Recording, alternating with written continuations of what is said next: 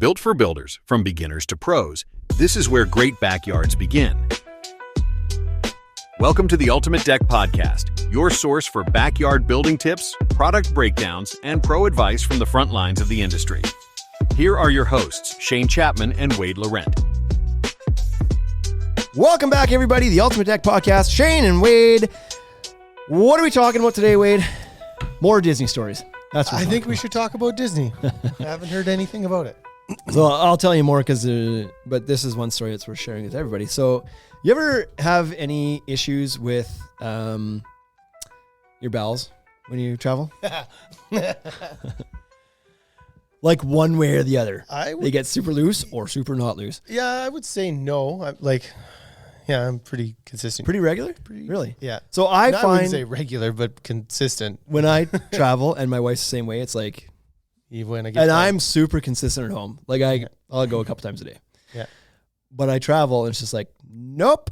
And I don't know if it's mental or what it is, but it's just like, what I actually suspected is I hate going in public washrooms. Yeah. And often when I'm traveling, I'm just like, I'm out in somewhere public all the time. You're not in your hotel room all day. As I believe, and I fear of public washroom. It's a public washroom. The hotel. Yeah, is a but I can make peace with it. You can clean it up, and then it's like, I know I'm the only one using this for the next whatever. Yeah. Clean it once, and then I'm good for the week. So I don't know if that's what it is, but anyways, I'm aware that it's a common issue. But it's usually like sometimes you hear of people going to like Mexico all inclusive, and you end up the other way, and it's like, well, you got the runs. So that has happened to me, right? And that you can blame on the food. It's like a different diet. It's like it's something to do with the food. Anyway, we were aware of this going in. We're like, okay, well, what if the kids?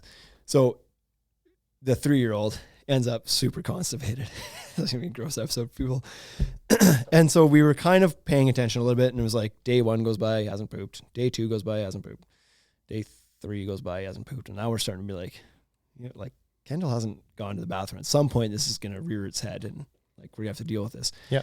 So whatever day it was, 3, 4, it starts to happen. He starts to be like, well, I got to go poop. And so we started having to take him to the bathroom. Like, okay, let's go to the bathroom. And he gets in the can and he can't. He's like, can't go.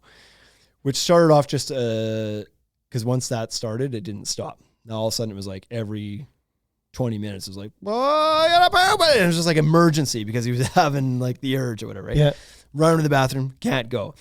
It started getting so frustrating, and I know it's not his fault, but we were just getting so frustrated that we're like, just poop already. I don't like being in this freaking dirty bathroom any more than you do. Anyways, couldn't go, wouldn't go, whatever. So we are in, I think it was the day we went to Universal, which would have been Tuesday. So we were 3 days in, and all day at Universal, we took him to the bathroom over and over again, could not go, would not go. Yeah. Get in the car that night, we're driving back. So Universal's in Los Angeles, like in Hollywood, and we're staying in Anaheim. So it's an hour drive on the freeway. And so we get in the freeway. There's no stopping on the freeway. And all day he's been like, I got to go, but isn't. So at this point, we're not even taking him every time we're going. We're just like, the feeling will pass. Like we just know that he gets an urge for a minute and then it goes away. And then he's like, oh, by the time you get him to the bathroom, he's like, I don't have to go. So anyways, we're on the freeway, and now he's starting to have like a bit of a breakdown. He's in the back seat. He's like crying. He's like, whatever. And Jason's trying to calm down. She's like, we can't stop. We're like on the freeway. There's literally no lane to pull over. Like, you have to hold it. You have to hold it. And we're like, and you can hold it. You've been holding it for 3 days. Yeah. But anyways, all of a sudden the other 2 boys in the back are like, it smells like poop back here. And they're like, oh no. And he's starting to like get like the shaky jaw, like the quivery lip, like, he's like shivering. And we're like, oh my God. Jason's like, I think you're gonna have to pull over. And I was like, I can't. Yeah. Like, we'll have to wait for the next exit. We'll have to exit off the freeway. So anyways, all of a sudden the smell starts to hit us too. We're like, oh no, like we have to deal with this. So anyways, next exit, I like signal over, boom, off the, and just hit the brakes. Like I'm on the off ramp, and I'm just like over into the side of the road, whatever. Hop out, she gets out, and like, yep, it had started, and it was just like caked in his cheeks. There we are on the side of the road trying to help this kid like clean up what was 3 days, what had been done already, and he's got to go now that the plug is out. Yeah, he's got to go more. Oh, the poor little bugger, just a mess on the side of the road. So anyways, we're like, okay, well, it's good that that's done. Like, yeah, he's over it now. Like, the hard stuff came out, and then he had a good healthy dump on the side of the freeway. Back to the parks, a few more days. Well, he doesn't crap again for another 3 days. Uh-oh. So on Friday, we go relive the entire scenario again. Now we've stopped for lunch at Disneyland, this barbecue place on Friday. And we sit down to eat and he's like, oh, I gotta poop. And I was like, I'll take him. And I just like, all my smoked meat had just sat down. I was like, I'll take him. And it's like downstairs into the bathroom, gross bathroom. I'm cleaning up. I'm like trying to wipe the seats down. I'm putting the little toilet gasket thing down. Sat him down. He's like, I don't have to go. I was like, come You're on, going. Kendall. Like, you have to try. Nope, I don't want to poop in here. Not going. Fine, upstairs. JC, like, you have any luck? Nope. Sits down for 5 seconds. Like, I got poop. And I was like, your turn. Like, I want to have a bite of my meal. This repeated itself like 8 times over lunch. I get like 2 bites in, goodness. take him downstairs. 2 bites in, take him downstairs. Wasn't happening. Finally, the last time, well, it wasn't the last time, but finally the time when something happened, I'm taking him down. He's going emergency. He's like, it's happening this time. And I go into the bathroom and I was like, about to start cleaning. He's like, I can't wait. It's coming out. And I was like, so I didn't have time to clean. Wade, I have such a phobia of public washrooms to begin with. Like every time. Where does this phobia come from? I don't know. It's not that bad. Really, it grosses me out. Sure, but it's not that bad. If you don't touch anything, it's not that bad. But with kids, man, like with little kids who don't know they're not supposed to touch things. Can't you just wash your hands out? You just wash your hands out. Yeah, but what about his shorts that are resting in other people's piss and pubes? That's freaking gross, man. The whole world's gross. Every time the streets are gross and the little carts that you're in, those carts have I know. all that in it too. Every time we go into the bathroom, I tell the boys, the older two at least, I was like, stand back, pee into it. Don't touch anything. That's my phrase. Stand back, pee into it. Don't touch anything. Yeah. Stand back. I've repeated it 1,000 times. So this time I had no choice because he's like, if I don't get him on the pot, he's gonna shit on my feet. Yeah. And then I got a real problem. So anyways, I had to put him on this freaking toilet, and it was just like there was piss in pubes, and I was just like, I was so gross, I was so pissed off, I was so frustrated. But at least he was like had gone a little bit, but he had crapped a little bit in shorts, but then didn't go anymore on the toilet. And I was like, now I'm gagging because this is the worst scenario. You've got whatever on your shorts and whatever on this, and there's crapping on anyway. And didn't finish. And didn't actually go and finish. So that day we had packed, had underwear and shorts. We had packed extra underwear and shorts. By the middle of the day, we were down to one pair of underwear. He had gone through the underwear, threw those away, wore just shorts, got the shorts dirty, put the shorts in a bag, switched to the new underwear, new shorts, somehow got the shorts dirty. Down to underwear. Now the kid's walking around Disneyland in a tank top and his like boxer briefs. So I was like, well, they're boxer briefs. Like doesn't look too out of place. And then he has pees a little bit in his shirt. Like it's just like. Anyway, so that's my other Disneyland story. There was it was a tough week. He was JC's like all distraught. She's like, he's hurting. I was like, I know, but like, God, it's frustrating. And so now what? we'd given him Dulcolax the morning of Friday because we're like, we should give him something to try to help him go. Yeah, thinking it would help. And like, maybe that's why lunchtime is such an emergency. Anyway, frick. I wonder, I was just going to say, so is that the plan going forward now? Is it like you get on a trip with him and you're like, oh, right, just a little dose of this each day? I think you would have to. Yeah, I think that going forward, that would be the plan. Yep. Like, no, because once you waited, it's too late. Yeah, then it's not an emergency. It's just give him a little bit each day. Because I think what happened on the day we gave him the Dulcolax was it does what it does on stuff that was further up in the intestines. Yes. But still had a plug at the bottom. Yeah. So now it's like, no, I got to get this out, but I can't. Yeah. Yeah. Anyway, there's your most 300 episodes, and there's your most disgusting one. Yeah. Done. You and Kendall can just take a little dose of that each morning when you wake up on family trips. Anybody has like a poo story, like hearing about poo phobia, as much as I do about public washrooms, they're gagging right now. They hung up long ago. It's over. But no, public washrooms are like, I don't mind going to myself because I know enough to not. Like, that's not true. I don't want to go to them. The standing urinal, no problem. I don't like going number 2 in a public washroom. Even if I clean it up, I'm like, this is gross. Me either. But taking kids there that don't understand, it's so bad. I don't think anyone likes it. I don't think anybody's like, you know what?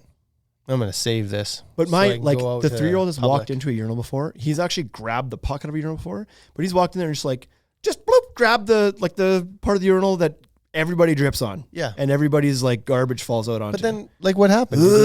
Did anything awful happen? Yeah. He had dirty hands. And I gagged. Yeah, then he washed his hands. I'm not a gagger. He doesn't have herpes. He doesn't end up with anything so wild. Gross. Sure, it's gross. So but it's gross, man. It's so gross. Anyway, stand back, pee into it. Don't touch anything. Frick. Oh man. Okay, what I would don't know help? how you're gonna title this. What would help? What would help is not having any lights in the bathroom. Then you wouldn't have to see all If the there gross was stuff no that's going lights on. in the bathroom, that would be better for you. Probably. Would Or worse. I think it'd be worse. I'd rather see it. I'd rather know the evil. You We're know? gonna know if people still listen to this podcast because we'll finally get some feedback on this one. Either people are like, I was dying Maybe they'll laughing, tell us or a like, story. you guys are freaking disgusting. Somebody's got some funny story they should tell us about it. Okay, I've got lots of poop stories, but I'll save those for another episode. Anyway, today we're talking about lighting on a deck or yard, whatever, but just in general, outdoor and landscape lighting. Yeah. So kind of like the why, like what you should budget for, what types of lighting, why to do it. I guess I said that already, but it's this time of year where you start to realize the benefit if you have it, because the days are getting shorter. Unfortunately, it's September now. It feels like fall air out there. It's getting chilly in the mornings. I'm gonna fly right in the face of what you're saying, and like I can't wait. I hope it freezes overnight tomorrow. Why? Because it starts the rut for hunting. And so like I know I want it to be really cold from the 5th to the 9th, and then it can go back up to 25 degrees. Yeah, but even when it does that, and it often does, and it will, like I'm sure next week's probably Yeah. 30 again. But it's just like once it starts though, it's hard to believe it. It's hard to enjoy the hot days even because you're like, yeah, you're just here for a day or two, and then it's gonna be This crappy isn't again. real. So it does start to cool off. I was visiting with Nick, our yard guy, the other day, and I was like, he said he was like, he doesn't like summer. He's like, I don't like summer. It's too hot. He was like, he looks forward to winter. That's what he told me. So anyways, I don't hate winter, but I really like summer. Like what I like about winter is like hockey starts and Yeah. I get to play a lot of hockey. And so there's more of my own personal activities I do because I don't play summer sports generally. Yeah. But you do a lot of stuff like with the kids and with the family, and you're at the lake or whatever. But it's just like different. I like playing hockey too. So I look forward to that. But I'm not a winter sport guy. I don't go sledding. Not that I don't like it. I don't have one and I don't go. Yeah. And so I just don't enjoy winter like some people do. Yeah. Like I don't take advantage of it like some people do. yeah. So that, I am going to ice fish this year though. Are I you? decided. Yeah. okay, good. Gonna try it. Never been. What? Nope. My father-in-law really wants to go, and so we actually bought him an ice fishing rod Sure. and some tackle for his birthday, and then on Christmas he doesn't listen to this, so this is okay. But I think we're gonna get him a shack for his for Christmas, just like a little tent Yeah, a style little one. pop-up one. Yeah, and so he'll be ready to go, and then like he'll need a friend. So Yeah. Somebody to watch. me, Somebody yeah. to watch him. Yeah. When the fall starts to happen and the days get a little bit shorter, I think that's a little more regional for us, obviously, up in Canada. But as you get further down the south, their days are like pretty similar. And so this can apply all the time for them. But totally. for us, it's topical now because it's starting to be dark at 7 o'clock. Yeah, 8 in o'clock. summer it's like, bright oh, out till 10. Yeah, 10:30, 11 o'clock at night in the middle of June. June 21st is like, it's light until 10:30 at night. Yeah. It's wild. So, okay, why would you do lights? Well, like, I personally love it for the aesthetic reasons. I understand there's a safety thing we'll talk about as well, but for me, it's just like nothing beats the ambiance of a well-lit space. So we recently built an addition to our showroom, added on, I don't know what it was, 250 square foot showroom, maybe 10 by 25-ish, as a lighting display room, essentially. Yeah. And so we added all sorts of we built like some retaining walls in there and some fake trees and plants and some stairs and some hardscape and some turf and everything, kind of made it like this backyard space, and then added all sorts of fixtures from Inlight, which is a brand of lights, a good partner of ours. They provided all the lights for us. And so we added all these different types of fixtures, and the purpose of it was to be able to give this like controllable lighting area. So we can pull the curtain, cut out the daylight, so you can actually see what this lighting looks like if it were to be in your backyard at night. Yeah. And it's my favorite spot in the whole building now. It's nice. You pull that curtain with those lights on, it's just like I don't know what it is, but humans just like to be in like low lit, but like intentionally lit, artistically lit spaces. It's so good. It works so great. So today we had a contractor come in and he's working on his backyard right now. And he was just like, man, I'm doing they built a house last year and now they're kind of working on their yard. And he was just like, this room is great. It's like, it's such a good vibe. I was like, it's because it has lighting in it. Right. I was like, your backyard can give you this vibe. You just have to put lighting in it, but nobody does. Because it's so expensive. Like, it's not so expensive, but it's like, it's an expense that's outside of what people normally think about. They don't budget for it. Right. If that room was just like fully lit up with fluorescent lights and a window inside, who cares what's in there? Right. Like it's some turf and some deck stairs and some hardscaping and a desk. Yeah. It's whatever. But the lighting just makes it a room that everybody wants to be in. Yeah. Like people, the sales staff are going to fight over who gets to sit in there because we put a little desk, like a consultation desk in there and stuff too. And I dig it. I dig just like going in there and just working in there because it's just like such a peaceful, calm vibe. And your backyard can be like that. As soon as the sun goes down, you get to control the type and the color and the brightness and the ambience and whatever with your own lighting setup in your backyard. And it doesn't just have to mean sticking some lights in the stairs. Lighting nowadays can be as extravagant as you want it to be. And you can light up whatever you like. I know when we were doing some of those fixtures, one of our new general manager here, she wasn't as familiar with the InLight brand of lights. And she's like, she didn't like the idea of the color changing ones. So, InLight released color changing ones. I don't know if it was last year or something, because they typically were always just like either a cool or warm light. Now they have the color changing ones, and she's like, those are so corny. I like, those are terrible. You shouldn't even put those up. And then we put them up, and it's like, those are the coolest lights in there because you can change color to whatever you want. If it's game day and you want to put on Rough Rider green in the backyard, then put on Rough Rider green. If it's Blue Jays day and you want to put on the blue lights, put on the blue lights. But it just gives a different vibe to it in there completely than just having the warm light. But also, on the back wall, we put some Ace up downs. Yeah. And those give you cool light shapes and effects, right? Like they shoot like a triangle up the wall. So it's not just like glowing area. You can create lines and shapes and whatever with your light beams.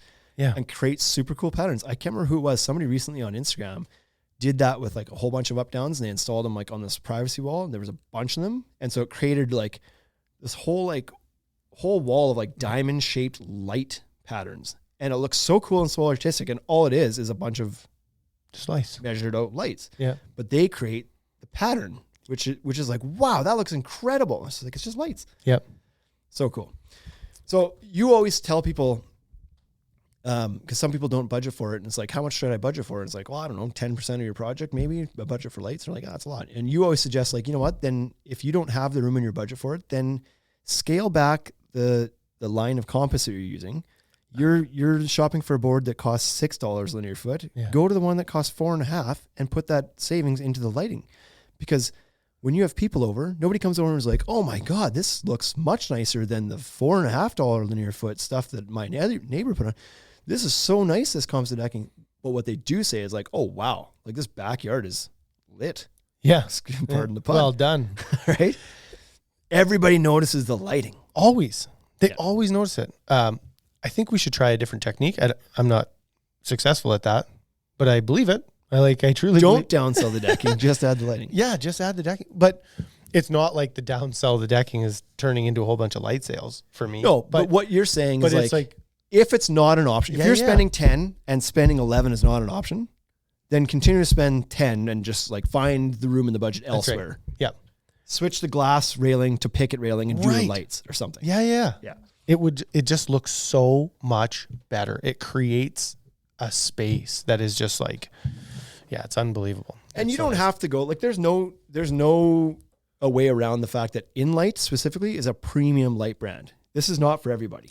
Like, you don't have to spend $1,000 or $1,500 worth of lights on your deck. You can spend $300. Yeah. It all depends on what you want to do. If you have the budget, InLight is a premium product for a premium backyard for somebody who has budget to spend extra. There's some people, like there's a project going on right now that's spending $40,000 on lights in their backyard. Yep. Like they have money. They're not worried about it, right? They want the best of the best, and that is InLight. Right. If you want to just put a few lights in a deck just to create a little bit of ambiance, and you could use like Regal Railing has LED light strips you can put in the railing for like, call it $10, $15 linear foot on your railing. So it might cost you a couple $100. But it makes a huge difference. Yeah. It's not, it doesn't have to be all or nothing either.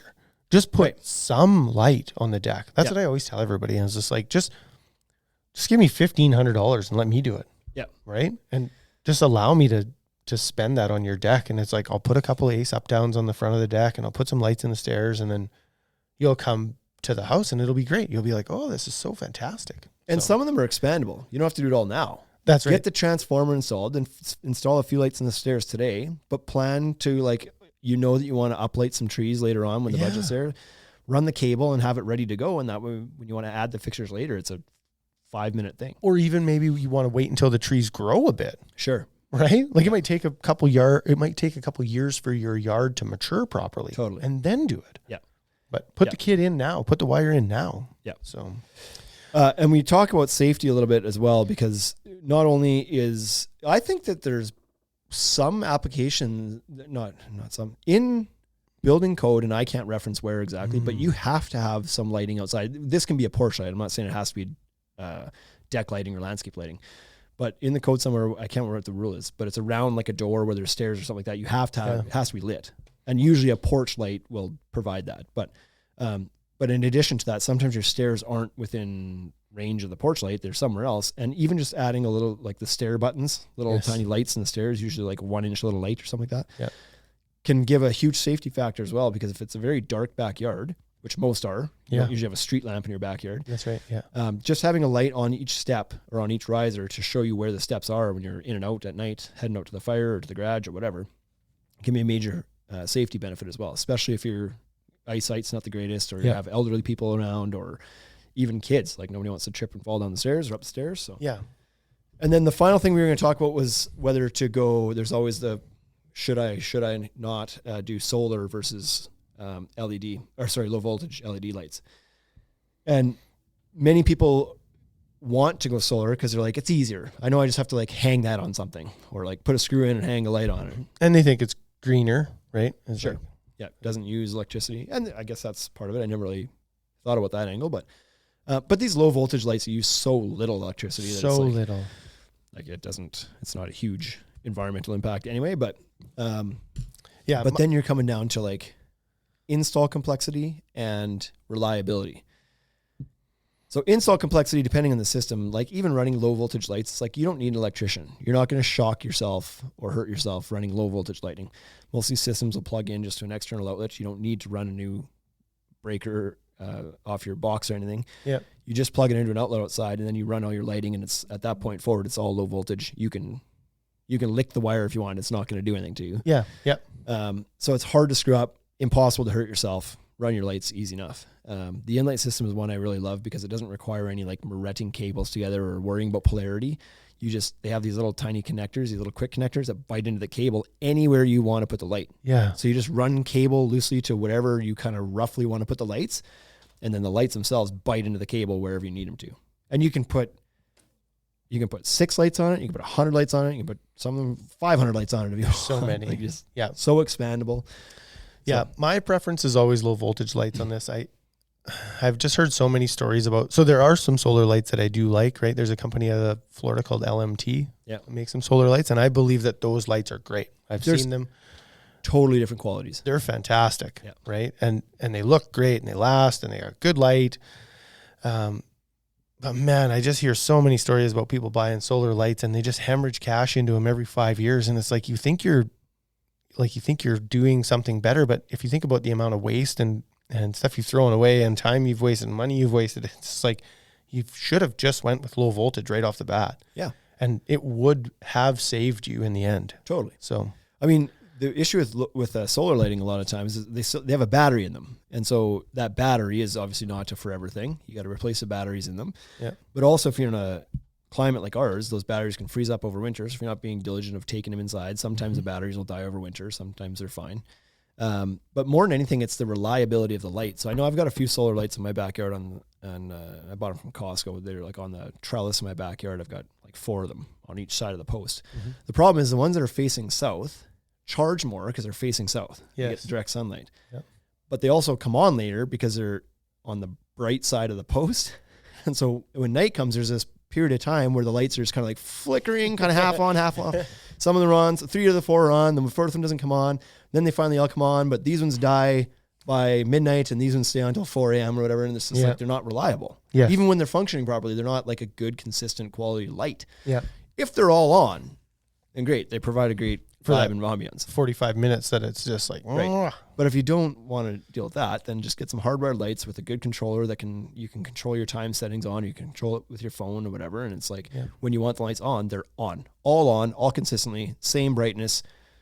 Just works. They all look the same. There's no flickering, no whatever. It's just like, so it's a much more reliable way if you're not scared of running a little, and don't be scared of running a little bit of cable and plugging some lights in.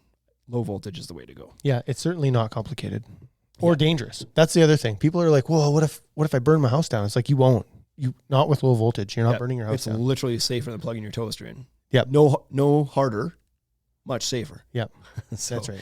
Not much to worry about. So if it's in your budget, not if. You should put lights if it's not in your budget. or you haven't thought about it, just give it just do it. Put $1,000 in there for the deck and be like, just start with that. And I don't care what kind of project it is. You'll get more compliments on $1,000 worth of lights than you would on $5,000 worth of composites. Totally. There's some composites that are like, will catch some eyes. Yeah. You want to spend a bunch of money. Yeah. But a little bit of money at lighting catches lots of eyes. All of the eyes. Yeah. And I was just saying, whether it's a deck, a fence, a pergola, a patio, landscaping, a garden bed, whatever it is, lighting works for all those applications. All of it. Yeah. Yeah. I've never walked into a backyard that had some lighting and like, that wasn't really well done. Like, it's really hard to screw up. I hate it. Add a little bit of lights. The only thing that sucks sometimes is when you put in like riser lights that are too bright and they're shining right at your face. Sure. And like you're sitting on the fire and the stairs are pointed towards you and you're like, that's kind of crappy. Yeah. But like, so you might have to plan that out a little bit, make sure you have the right fixtures. I know that like InLight, they're very aware of all their fixtures and how much light each fixture puts out. And they're like, ours aren't overly bright in the stairs for that reason. Yeah, that's right. But they've also got other fixtures like the Puck 22s that have a shield on it. So they don't shine at you. They shine around. Yeah. You know what? When those first came out, I couldn't get it out of my head. They look like googly eyes, like from a stuffed animal. Oh, yeah. I was like, those are googly eyes. And then they turned out, after I got used to it, turned out to be one of, if not my favorite fixture from them. Totally. They're super slick looking. Yeah. I really like them. Yeah. So I like the Hyde 180s the most, but those Puck lights are... The Hydes are cool too. Puck 22s. Yeah. They so look good. sharp. They go anywhere.